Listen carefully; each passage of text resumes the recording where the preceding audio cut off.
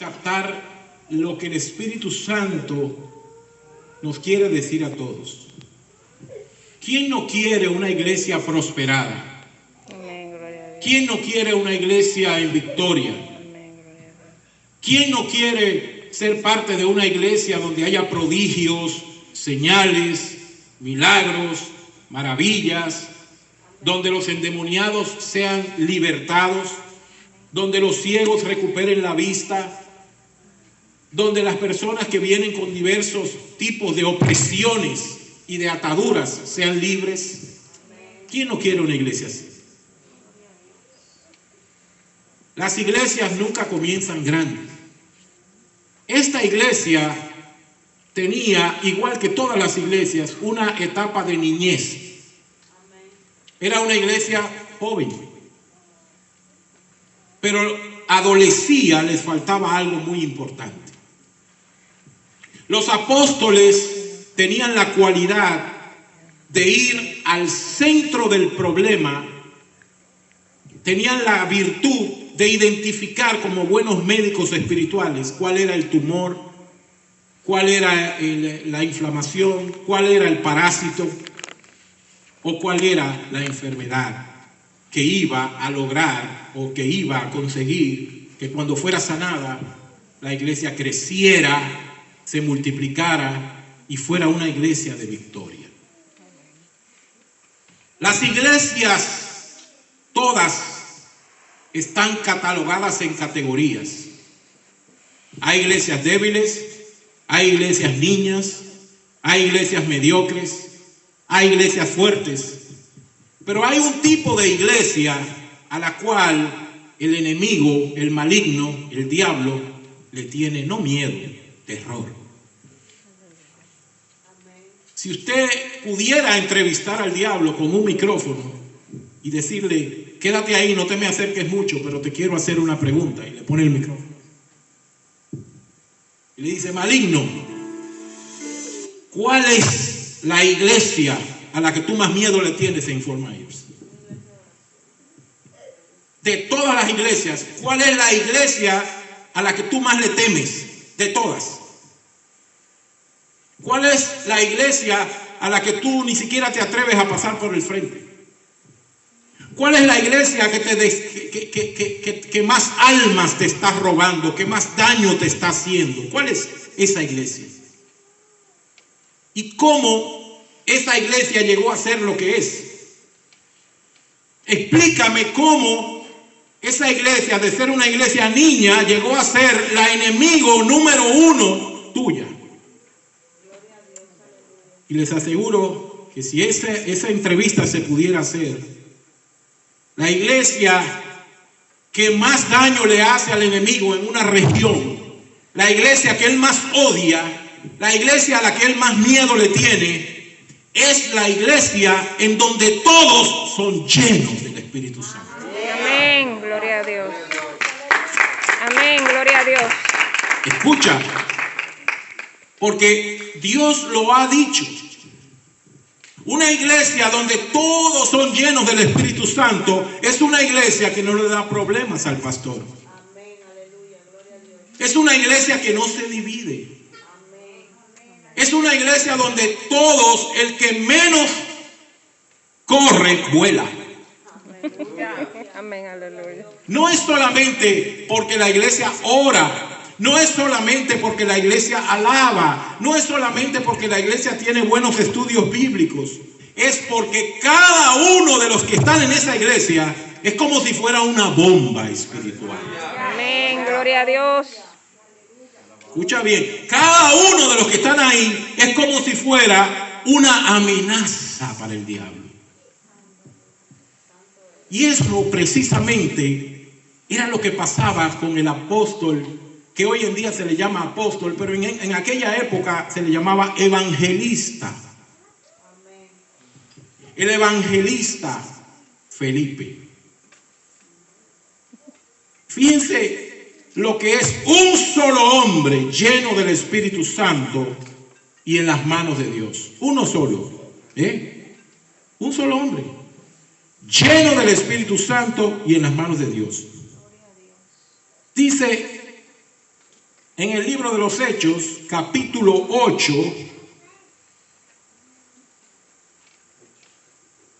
a partir del versículo 12, bueno, vamos a comenzar a partir del versículo 5. Amén. Amén. Capítulo 8, libro de los Hechos, versículo 5. Vamos a comenzar desde ahí para poder entender lo que estaba pasando. Dice, y Felipe, bajando a una ciudad de Samaria, les predicaba sobre ofrendas. ¿Es así que dice ahí? No. Les predicaba sobre el apostolado.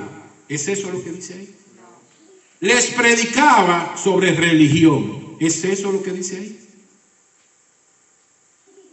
Les predicaba sobre cómo ser santos.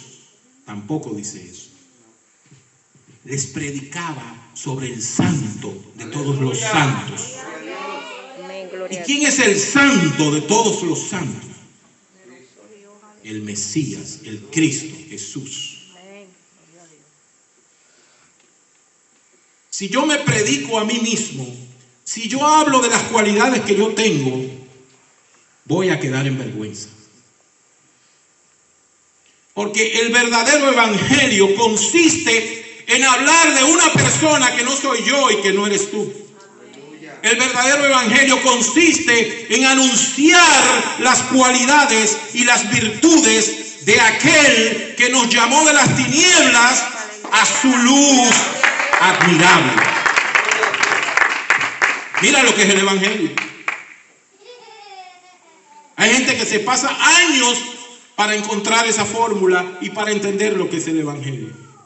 El evangelio es ir por todo el mundo y decirle a la gente lo que Él hizo con tu vida, lo que Él hizo contigo, cómo Él tuvo misericordia de ti y de mí. Ese es el evangelio. ¿Tú quieres saber lo que es el evangelio? No hay que pasarse 80 años en una universidad. Es simplemente ve a tu casa, ve a tus vecinos, ve a los tuyos, ve a tu trabajo, ve donde quiera que vayas y yendo por el camino, donde quiera que estés, cuéntales a ellos las grandes cosas que el Señor hizo con tu vida, cómo te perdonó, cómo tuvo misericordia de ti, cómo te limpió, cómo te levantó, cómo te ayudó y cómo todavía lo sigue haciendo. Ya, ese es el evangelio. Entonces, desde ese punto de vista, yo no tengo que ser pastor para ser evangelista. Todos fuimos llamados a predicar esa palabra. Entonces, cuando este hombre llamado Felipe, a quien históricamente no se le llama apóstol, pero era en la unción, en la llenura y en el poder de Dios, era igual que cualquier apóstol. El problema es que hoy en día al título de apóstol se le ha dado demasiada pompa. Un apóstol no es más que un enviado a realizar una misión, capacitado por Dios para realizar esa misión de expansión de la palabra y de afirmación de las iglesias y de apertura de territorios para Cristo. Eso es un apóstol. Y si es así, todos podemos llegar a ser apóstoles, a ser enviados, a ser capacitados, a ser equipados. Todos podemos llegar porque el Señor desea que anhelemos lo mejor. Servirle en los niveles más elevados. Servirle desde un nivel de estatura a la estatura de la plenitud de Cristo. Servirle de manera tal que no haya demonio que se resista. Que no haya entidad ni espíritu que no se sujete a la majestad de Cristo y que ellos puedan ver a ese Cristo en mí y teman a lo que ven en mí, no a mí, sino a lo que ellos ven en mí. Amén. Y a lo que ven en ti. Entonces, cuando yo entiendo qué fue lo que Felipe fue a hacer a esa región, dice en el capítulo 8, versículo 5, y Felipe, bajando a una ciudad de Samaria, les predicaba Cristo. No estaba perdiendo tiempo. No estaba diciendo, yo soy metodista, yo soy bautista, yo soy pentecostal, yo soy evangélico. No. Yo les voy a hablar de un hombre que me cambió, que me salvó. Eso es lo que es evangelizar. Quiero presentarles a mi amigo, quiero presentarles a mi hermano, quiero presentarles a uno que es como mi padre. Quiero hablarles de un médico que salvó, sanó mi alma. Quiero hablarles del mejor consejero, del mejor psicólogo. Quiero presentarles a Cristo. Amén, gloria a Dios. Te lo presento. Amén, gloria a Dios. Lo conocí, cambió mi vida y puede cambiar la tuya. Ese es el evangelio. Amén, gloria a Dios. Pero yo no puedo ir a un lugar a decir, Cristo cambió mi vida, si realmente esos cambios no se están produciendo. No es que tú seas perfecto para después ir a predicar. Es que Él te va limpiando cada día. Y lo que ya te limpió, habla de eso. Y donde ya Él te cambió, habla de eso. Ustedes sabían que una de las claves para que los demonios se sujeten en el nombre de Cristo es que el demonio va a ver qué cantidad de Cristo hay en ti. Si tú estás lleno de Jesús, al 10%. Si estás lleno de Jesús, al 40%. Si estás lleno de Jesús, al 80%. O si estás completamente lleno de Dios. Cuando estás completamente lleno de Dios, ya no hay manera de que Él te acuse y diga, tú no puedes venir a reprenderme porque yo soy un espíritu más poderoso que tú. No va a poder decirte eso, porque ya tú desapareciste. Ya Él no te ve a ti, ya Él ve al que anda contigo.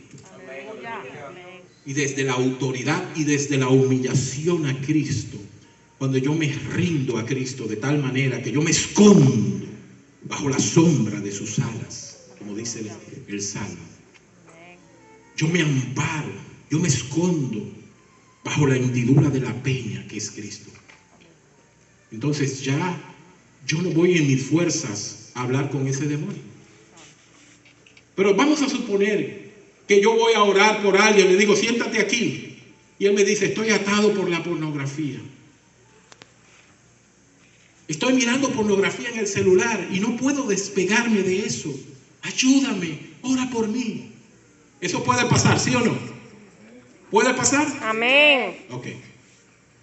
Pero ¿qué pasa? Que el primero que está esclavo soy yo. Amén, aleluya. ¿Ustedes creen que voy a poder reprender ese espíritu? Ora por mí para que yo sea libre de la masturbación, para que yo sea libre de pecados ocultos, vergonzosos. Ora por mí para que yo sea libre de la maledicencia. Me gusta decir malas palabras. Ora por mí para que yo sea libre de la ira, de ese enojo, de esa rabia que